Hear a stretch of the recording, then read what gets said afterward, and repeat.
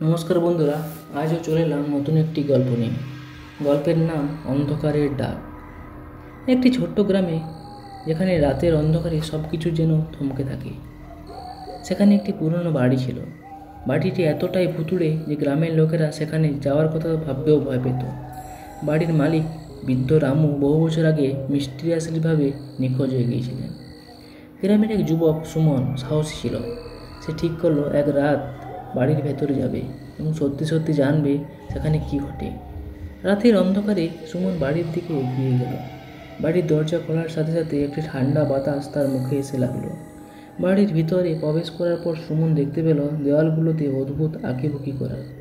হঠাৎ সে একটি পুরনো ছবি দেখতে পেল, যেখানে রামুর হাস্য উজ্জ্বল মুখ ছিল, কিন্তু ছবির পেছনে লেখা ছিল, আমি এখানে আছি। সুমনের হৃদয় দ্রুত ধড়ফড় করতে লাগলো। সে বাড়ির গভীরে প্রবেশ করতেই হঠাৎ করে একটি অদ্ভুত আওয়াজ শুনতে পেল, সুমন, সুমন।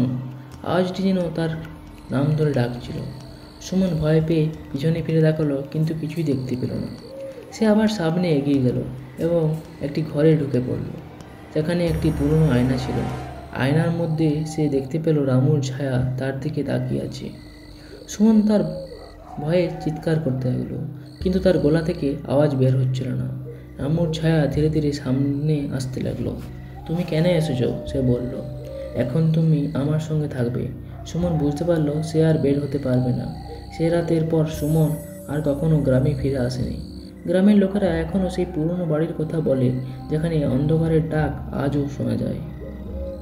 তো বন্ধুরা, আজকের গল্প এই পর্যন্ত। এরকম আরও অনেক ভৌতিক গল্প শুনতে আমাদের চ্যানেলটি সাবস্ক্রাইব করে পাশে থাকবেন। দেখা হচ্ছে পরের কোনো ভৌতিক গল্পে। ধন্যবাদ।